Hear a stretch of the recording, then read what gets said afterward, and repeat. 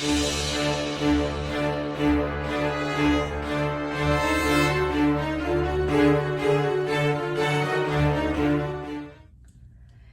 Cradle Crew, welcome back to another edition of Scary Reborn Stories. So today I'm going to do a change in chat and tell you another scary story that I've experienced just recently as a reborn collector. Now, little cutie Sassy Pants over here, little Miss Olivia, is the Saskia sculpt by Bonnie Brown. I do call her Little Miss Sassy Pants. Just so you guys know too, in other news, that Bonnie Brown, who is her sculptor, will be at the Yofi Doll Show. It was just announced this week. So everybody, if you want to meet Bonnie Brown, you might want to come to Orlando. So she is going to be there. This sweet girl was made by me, and she is one of my forever babies in my collection. So if you all have been with me long enough, you know that she is the queen of this channel. Queen Bee Sassy Pants. So I have a cute little outfit that I picked up from Walmart this year. And I had this in mind for another baby, but I think I'm going to dress her in it because I have so many cute things that would go with it. I had a friend who made these cute little headbands, and this has some purple in it and will match. I also have this cute passy. I'm not sure if it will work for her or not. Yes, it will. It's a big one, but it's cute. I have one for her and I have one for Rylan. These are pretty huge. I found these holiday pacifiers on eBay, if you're wondering and you're looking for some pacifiers. Holiday pacifiers are hard to find. If I don't like the purple one or it doesn't fit, I do have a cute little orange one that I can put with her. Also on eBay, if you are looking for holiday bottles, they have Dr. Brown's bottles on there. I found these last year on eBay, so go get yourself one if you are looking for one. I think they're really cute, especially for my bigger babies. And just a heads up on these bottles and pacifiers, that's where I have found my holiday bottles and pacifiers for Christmas too. So you may want to go check that out. But we're going to tell a very scary, spooky story. And yes, scams are scary in the reborn community. That is my worst fear, is being scammed, especially on a very expensive baby. There are some high-end dolls out there, both silicone and vinyl, that are worth thousands of dollars. So it can be very scary, especially if you've saved for years and years for one of these dolls. So I am going to start off, I'm going to take her little bracelet off here. She's got this cute bracelet sent in by one of her aunties. I'm going to put that somewhere safe, but I want to start off by saying I've been a collector for a really long time. I've also been an artist for a really long time, but I've been a collector longer than I've been an artist. And I know the red flags, guys, I do. But even a longtime collector can be scammed. Even an artist can be scammed. Go check out my last video. I have a scary story about being scammed as a silicone artist. So you can check out the last video. Go take a look at that.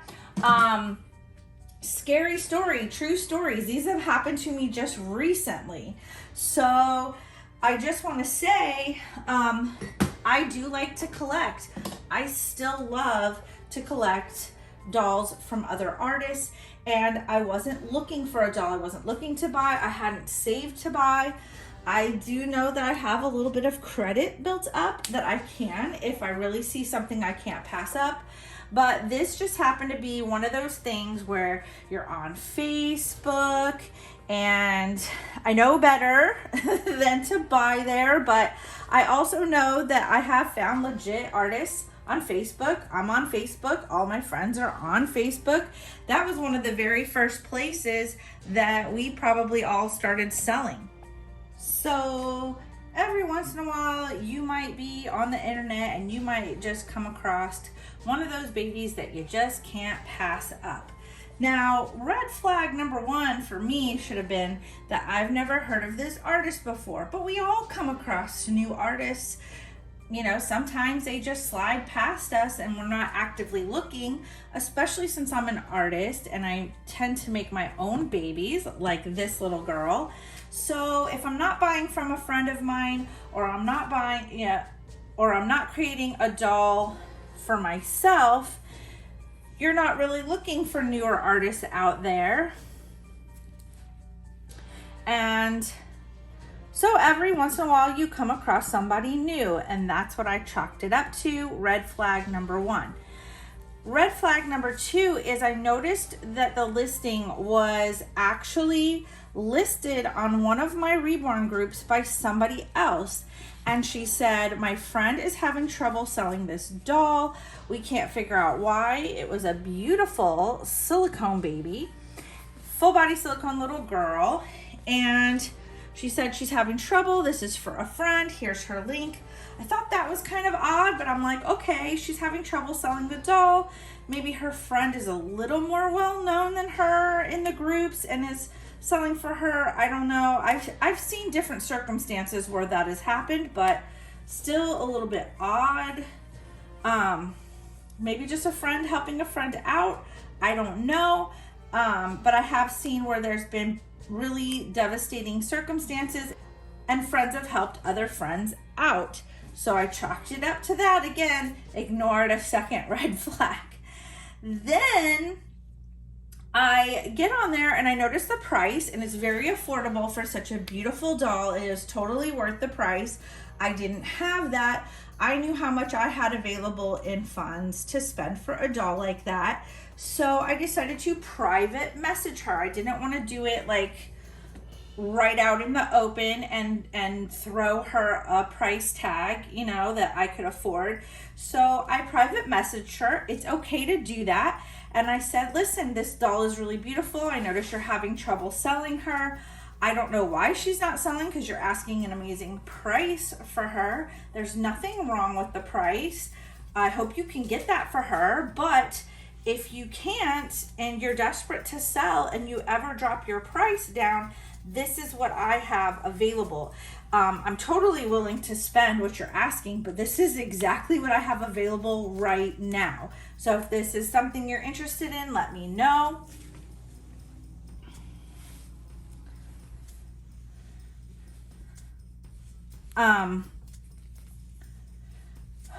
Was not expecting her to write back or respond, and certainly not within 2 seconds. She actually, before I could even click off of Messenger, said, yes, I'll take it. Like right away, like immediately. I couldn't even click out of Messenger off of my message. Like as soon as I sent it to her, she responded back, yes, I'll take it, like straight away. So I was like, wow, that's crazy. So kind of another like iffy, I'm going to say these are all pink flags to me, I guess.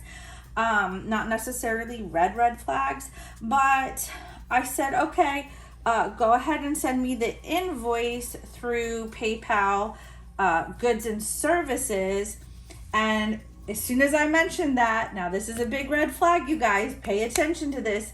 That's when I immediately started having problems. This is where the sale started to go completely downhill. So she suddenly was giving me all these reasons why she didn't want to do that. She wanted to go through friends and family.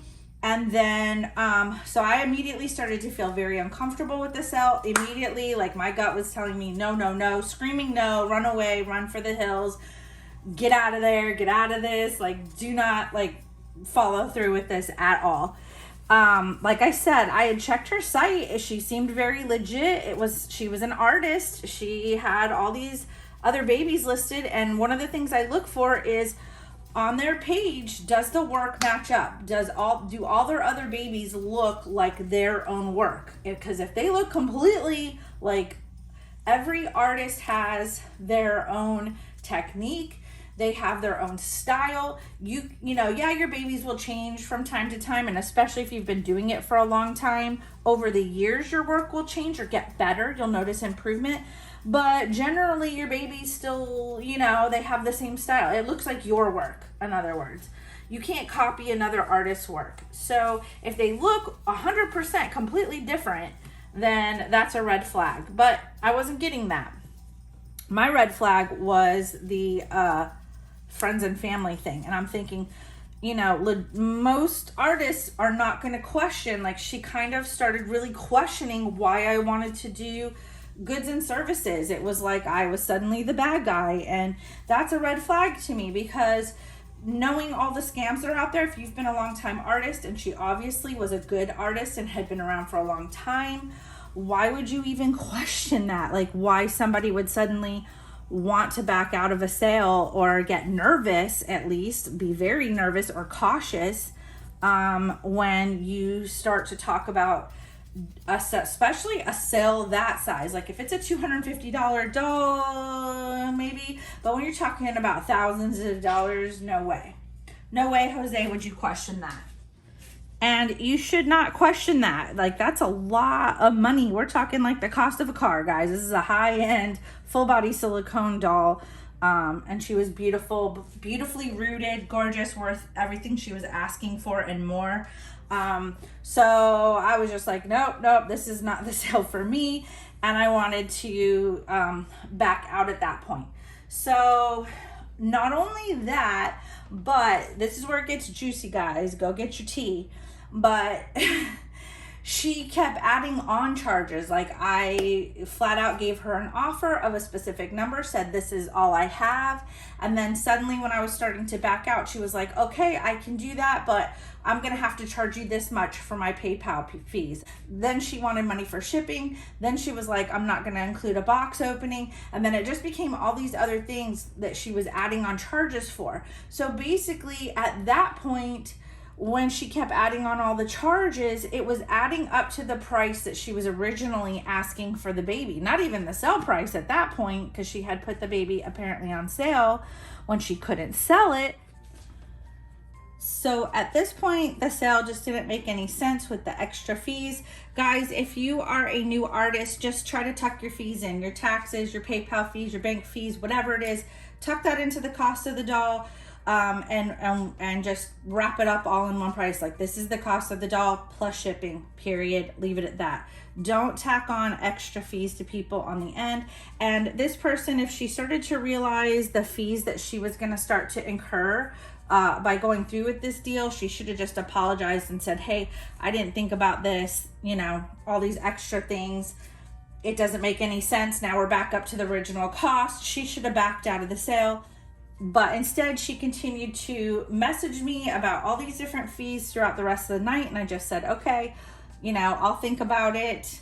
You know, this is how much I had. That's why I offered this. But, you know, let me just figure things out. If I decide to follow through, I'll get back with you.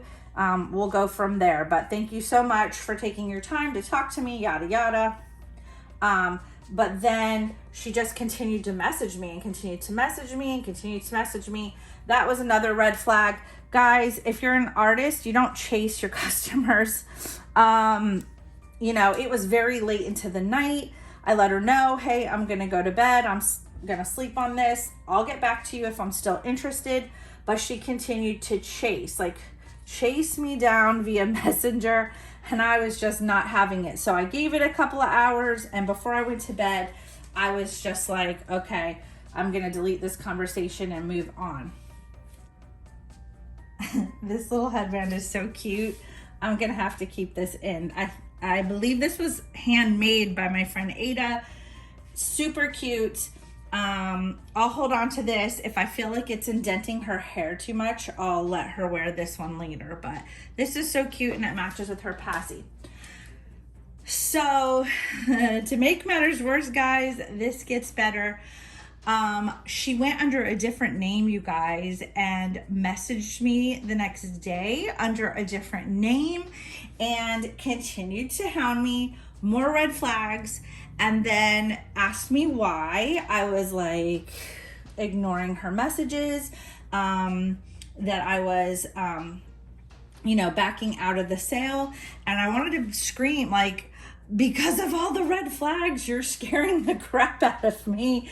I'm feeling very uncomfortable with this sale at this point, and I basically told her, well, you know, she's like, you're not obligated to buy the doll. And I said, okay, yeah, well, I'm no longer interested. And she kept asking why, and started to make the sale like so uncomfortable, as if it wasn't already like uncomfortable already. Now, get this, to make matters worse, also not only started to guilt me, but pulled the sickness or the illness card, is what I will say.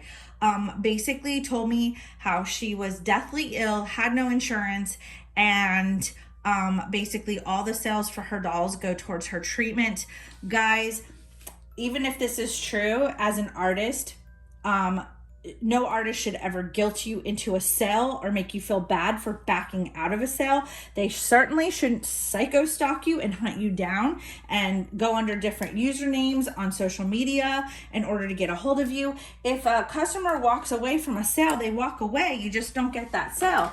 And even if she was sick or desperate or whatever, I would have never pulled that card as an artist. I would never do that. I think it's wrong to guilt somebody into a sale that they don't feel comfortable with. If they walk away because they don't feel comfortable, you don't need to know why. You just move on. You move on to the next customer. You move on to who that sale was meant for. Obviously, it wasn't a good match, and the sale it wasn't right for me, and it just wasn't going to happen. So, to me, you move on as an artist. So that is it for my spooky scary time story today. I hope you enjoyed this spooky reborn tale. It was scary for me. I don't know about for you guys. Leave a comment down below if you've had anything similar happen to you, or if you have any more input on what to look out for, some red flags. You know, maybe something for people just to be aware of. I will see you guys on the next video. You guys take care of yourselves. Take care of those sweet, spooky little babies. And I'll see you guys on the next video. Bye, guys.